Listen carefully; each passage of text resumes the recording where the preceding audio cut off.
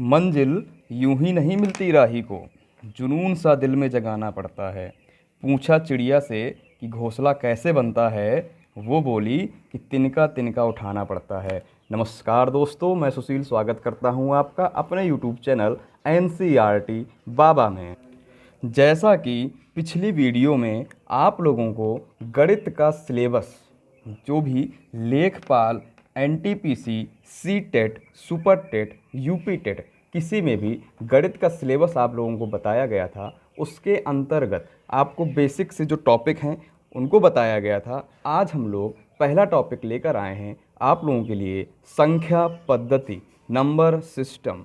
इस वीडियो में हम लोग ये जानकारी करेंगे कि आखिर नंबरों का क्लासिफिकेशन क्या होता है, नंबर कौन कौन से होते हैं।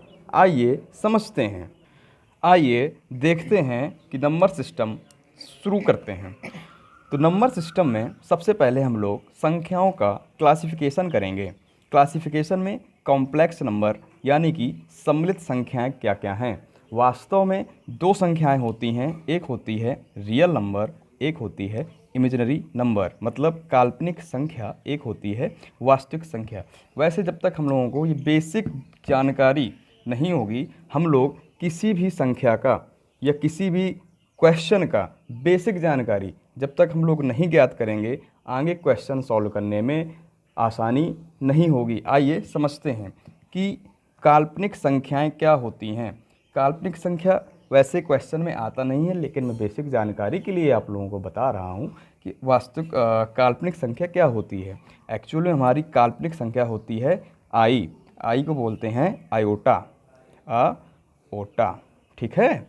आई स्क्वायर की वैल्यू क्या होती है, आई स्क्वायर इक्वल टू होता है -1, इसलिए आई इक्वल टू हो जाएगा √-1। ये बहुत ही बेसिक सी बात है और ये SSC में आया हुआ क्वेश्चन है, SSC मेंस का, ठीक है। तो हम लोग बेसिक सी जानकारी है, बहुत विशेष नहीं। लेकिन यहाँ आइए, वास्तविक नंबर, वास्तविक संख्याएं। वास्तविक संख्या क्या होती है, रियल नंबर। वास्तविक संख्याओं में, रियल नंबर में हम लोग पढ़ेंगे डेसिमल। एक होता है डेसिमल संख्याएं, ठीक है। डेसिमल संख्याएं, डेसिमल कौन कौन से होते हैं। एक होता है, जैसे हम कहते हैं 0.6, ठीक है, या हम कह दें, एक कह दें 0.222222, ठीक है। और एक डेसिमल होता है 0.124689 कुछ भी, ठीक है, इस तरीके चलता है। तो देखिए यहाँ पर है 0.6, यहाँ पर है 0.2222, ठीक है, यहाँ पर है 0.1246, मतलब यहाँ पर इस वाले में क्या संख्याओं का रिपीट हो रहा है, क्या नहीं हो रहा है, ये नॉन रिपीटिंग संख्या है। और यहाँ पर देखिए रिपीटिंग हो रहा है, तो यहाँ पर ये हो जाएगा, क्या कह सकते हैं, 0.2 के ऊपर बार, ठीक है, मतलब ये रिपीटिंग संख्या है। तो रियल नंबर में जो डेसिमल के अंतर्गत दो तरीके के डेसिमल होते हैं, एक होते हैं रिपीटिंग और एक होते हैं नॉन रिपीटिंग, ठीक है। तो यहाँ पर अपन लोगों ने दो तरीके की संख्याएं पढ़ी हैं, एक हो गई रिपीटिंग डेसिमल और एक हो गई नॉन रिपीटिंग डेसिमल। क्या 0.6 को हम लोग 6/10 लिख सकते हैं क्या, 6/10 लिख सकते हैं क्या, बिल्कुल लिख सकते हैं। ये दशमलव हटाएंगे, नीचे एक 0 बढ़ा देंगे, 6/10, अर्थात P/Q का फॉर्मेट आ गया। जो भी संख्याएं P/Q के फॉर्मेट में आती हैं वो हो जाती हैं रेशनल नंबर या परमेय संख्याएं, और जो संख्याएं P/Q के फॉर्मेट में नहीं आती हैं, P/Q के फॉर्मेट में नहीं आती हैं, वो होती हैं हमारी अपरमेय संख्याएं। आप लोग समझ गए होंगे कि परमेय संख्याएं और अपरमेय संख्याएं क्या क्या होती हैं। इस तरीके से हमने समझा कि जो संख्याएं P/Q के फॉर्म में लिखी जाती हैं वो होती हैं रेशनल नंबर, और जो संख्याएं P/Q के फॉर्मेट में नहीं लिखी जा सकती हैं वो होती है इर्रेशनल नंबर। हम लोग कुछ संख्याएं और समझ लेते हैं कि जैसे इसमें कौन कौन सी संख्याएं आ सकती हैं। इसमें आ सकती है √2, ये भी क्या है, एक अपरिमेय संख्या या इर्रेशनल नंबर। √3 या 0.23456 इस डॉट डॉट डॉट डॉट, ठीक है, मतलब जो संख्याएं रिपीटिंग नहीं हो रही हैं, क्लियर हुआ, या P/Q का फॉर्मेट नहीं ला रही हैं, वो हो जाएंगी इर्रेशनल नंबर। आगे हम लोग देखते हैं रेशनल नंबर में कौन कौन सी संख्याएं। अच्छा, एक बच्चों का डाउट बहुत रहता है कि सर ठीक है। पाई रेशनल नंबर है या इर्रेशनल नंबर? पाई का वैसे मान हम लोगों ने निकाला है लगभग में 22/7, ठीक है। ये पाई का एग्जैक्ट वैल्यू नहीं है, पाई की ये लगभग में वैल्यू है, ठीक है, लगभग में वैल्यू है, और पी बाई क्यू के फॉर्मेट में है, इसलिए जो 22/7 है ये हमारा आएगा रेशनल नंबर में, ठीक है, 22/7। और पाई आएगा अपरमेय संख्या मतलब इर्रेशनल नंबर में। क्लियर हुआ? उम्मीद करता हूँ आप लोग परमेय और अपरमेय संख्याओं को आसानी से समझ गए होंगे। तो परमेय संख्या में क्या क्या आएंगी, जैसे 1/2, 2/3, इस तरीके की जो भी संख्या जो पी बाई क्यू के फॉर्मेट में है वो हो जाएंगी परमेय संख्याएं, रेशनल नंबर, और जो पी बाई क्यू के फॉर्मेट में नहीं है जैसे कि ये संख्या, ये हो जाएंगी इर्रेशनल नंबर। उम्मीद करता हूँ कि आप लोग परमेय और अपरमेय संख्याओं के बीच में अंतर को भली भांति समझ गए होंगे। आइए चलते हैं, अब हम लोग बात करेंगे इंटीजर पर कि पूर्णांक क्या क्या होते हैं, ठीक है। इंटीजर पूर्णांक क्या क्या होते हैं? एक होते हैं पॉजिटिव पूर्णांक, पॉजिटिव इंटीजर, ठीक है, और एक होता है नेगेटिव इंटीजर, और एक होता है, देखिए पॉजिटिव इंटीजर में क्या क्या आ जाता है? पॉजिटिव इंटीजर में आ जाता है अपन का 1, 2, 3, 4 डॉट डॉट डॉट इनफाइनाइट तक, ठीक है, ये आ जाएगा पॉजिटिव इंटीजर में। और माइनस नेगेटिव इंटीजर में क्या क्या आ जाता है अपन का? माइनस इन्फिनिटी से, ठीक है, माइनस के 2, माइनस का 1, यहाँ तक क्या आ जाता है नेगेटिव इंटीजर में। और एक अपना आता है शून्य या जीरो की बात करते हैं, जीरो, ठीक है। तो जीरो क्या है? अच्छा, एक चीज़ पहले यहाँ पर समझते हैं पॉजिटिव इंटीजर को। तो पॉजिटिव इंटीजर में ये क्या आ गई? प्राकृतिक संख्याएं, प्राकृतिक संख्याएं, या हम कहते हैं नेचुरल नंबर, ठीक है। 1 से लेकर के 1, 2, 3, 4, 5, 6 से लेकर के dot dot dot dot infinity तक जितने भी पॉजिटिव इंटीजर हैं इनको हम कहेंगे प्राकृतिक संख्याएं या नेचुरल नंबर, ठीक है। अब बात आती है शून्य की, कि शून्य क्या है? शून्य जो है, देखिए शून्य को अगर हम इन नेचुरल नंबर्स में ऐड कर देंगे 1, 2, 3, 4 डॉट डॉट डॉट डॉट, ठीक है, शून्य को अगर हम इस नेचुरल नंबर में ऐड कर देंगे तो ये हो जाएगा set of whole number, whole number, ठीक है, सेट ऑफ होल नंबर मतलब पूर्ण संख्याओं का समुच्चय।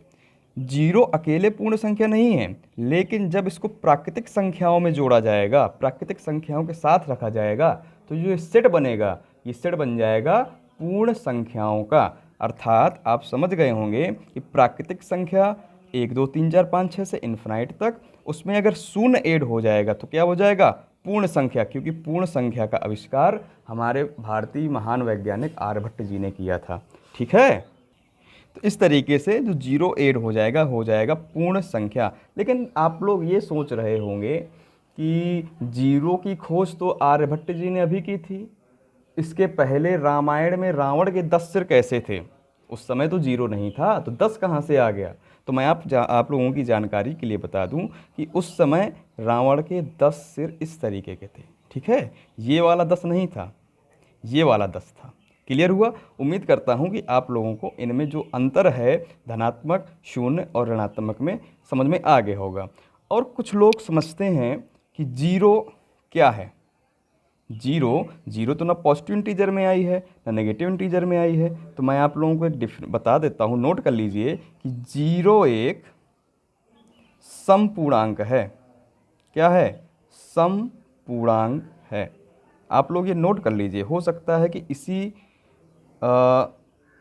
1 आ जाए कि जीरो क्या है। तो जीरो एक समपूर्णांक है। इसको मैं आप लोगों को बताता हूँ कि जीरो कैसे एक समपूर्णांक है, ठीक है। और बाकी यहाँ पर इवन संख्या हम लोगों ने लिखी है कि जो संख्या 2 से पूर्ण रूप से कट जाए वो होती है इवन नंबर, और जो संख्या 2 से पूर्ण रूप से ना कटे वो होता है ऑड नंबर। तो आप लोगों को ये तो बहुत बेसिक सा है, समझ में आ गया होगा। मैं यहाँ चर्चा करता हूँ कि कैसे जीरो एक समपूर्णांक है, मतलब इवन इंटीजर है। जीरो एक इवन इंटीजर कैसे है, यहाँ पर मैं कुछ प्रॉपर्टी आप लोगों को बताता हूँ जिससे सिद्ध हो जाएगा कि जीरो एक इवन पूर्णांक है, ठीक है, समपूर्णांक। देखिए जैसे हम कहते हैं even plus even, is equal to even होता है, ठीक है। Odd plus odd is equal to even होता है, और even plus odd is equal to odd होता है। कैसे? देखिए इवन जैसे हम कहते हैं 2 और प्लस इवन और कोई ले लो 4 इज इक्वल टू 6। क्लियर हुआ? इवन आया कि नहीं आया, मतलब हमारी प्रॉपर्टी सही है कि नहीं सही है। इसी तरीके से odd 1 plus 3 is equal to 4। देखिए इवन आया, ये भी इवन आया, प्रॉपर्टी ये भी सही है। यहाँ पर देखते हैं even plus odd is equal to odd, देखिए ये भी प्रॉपर्टी हमारी सही हुई। इस तरीके से समझ में आता है कि ये प्रॉपर्टियाँ हमारी बिल्कुल सही हैं। अब हम लोग यहाँ देखते हैं कि जीरो कैसे इवन है। अगर हम कहते हैं जीरो एक इवन नंबर है, ठीक है, तो हम लोग रखा जीरो, क्लियर, प्लस इवन कुछ रख लीजिए 6 रख लीजिए इज इक्वल टू 6। क्लियर हुआ? मतलब even plus even is equal to 6, मतलब इवन, अर्थात जीरो यहाँ पर हमारा एक इवन नंबर है जो ये प्रॉपर्टी पर सही बैठा है। अगला देखते हैं, हम कहते हैं odd plus odd is equal to even, ये एक प्रॉपर्टी अपनी बनती है। उसमें देखते हैं ऑड में अगर हम रख देते हैं 5, ठीक है, और यहाँ पर प्लस है, ऑड कोई संख्या रखनी है माइनस के 5 कर दो, तब भी क्या निकलता है? इवन। इवन आएगा तो इवन में देखो 5 माइनस 5 क्या आ जाएगा? 0। तो यहाँ से भी सिद्ध होता है कि ये प्रॉपर्टी जो है जीरो को इवन मानने पर ये वाली प्रॉपर्टी भी हमारी सही है। अगली प्रॉपर्टी देखते हैं कि even plus odd is equal to odd, ठीक है, हमने इवन माना जीरो को, क्लियर, ऑड मानते हैं कुछ भी मान लीजिए 5 मान लीजिए, तो क्या निकल के आता है? 0 और 5 5, जो कि ऑड। अर्थात यहाँ से सिद्ध होता है कि हमारी जो जीरो है ये क्या है? एक इवन इंटीजर है। वैसे आप लोग चाहें तो अगर डाउट लग रहा है तो जीरो को आप लोग और अगर कोई मान रहा हो तो रख के देख सकते हैं आप लोग, ये प्रॉपर्टी तीनों गलत हो जाएंगी। अगर अतः हम लोग ये सिद्ध कर सकते हैं कि जीरो एक इवन इंटीजर है। उम्मीद करता हूँ कि आपको ये चीज़ क्लियर हो गई होगी कि जीरो क्या है। चलिए एक बार रख के देख लेते हैं। मानते हैं कि जीरो एक ऑड नंबर है, क्लियर हुआ? हम लेते हैं जीरो एक ऑड नंबर है। देखिए जीरो ऑड है तो ऑड मान लिया जीरो, ठीक है, प्लस ऑड मान लेते हैं 3, ठीक है, तो क्या आएगा अपना यहाँ पर? जीरो और 3 आना चाहिए था इवन, आया ऑड। अर्थात ये क्लियर हो जाता है, स्पष्ट रूप से हम ये कह सकते हैं कि जीरो हमारा एक इवन इंटीजर या समपूर्णांक है। अब बात करते हैं अपन लोग अभाज्य संख्या और भाज्य संख्या, मतलब प्राइम नंबर और कंपोजिट नंबर। प्राइम नंबर क्या होते हैं? वे संख्याएं जिनके 2 और केवल 2, अर्थात only and only 2 factor. These number have only and only 2 factor, ना 2 से ज़्यादा ना 2 से कम, ठीक है। आप लोग यहाँ पर लिख सकते हैं number having only and only 2 factor, ठीक है। और कंपोजिट नंबर क्या होता है कि नंबर हैव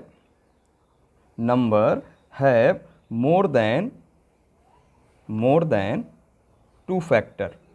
क्लियर हुआ?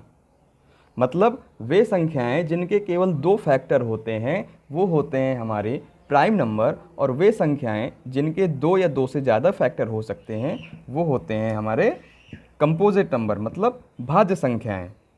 आइए उदाहरण के तौर पर देखते हैं कि कैसे हो सकती हैं। जैसे हम कह दें 2, ठीक है, 2 के 2 फैक्टर हैं, कौन कौन से? एक तो एक से 2 कैंसिल हो सकता है, और एक होता है 2 खुद, जिससे भी 2 कैंसिल हो सकता है। या हम कह दें इस आगे की कोई एक संख्या लेते हैं 3, ठीक है, तो 3 एक ऐसी संख्या है जिसके 2 फैक्टर हैं, एक तो एक और एक वह खुद संख्या अर्थात 3, ठीक है।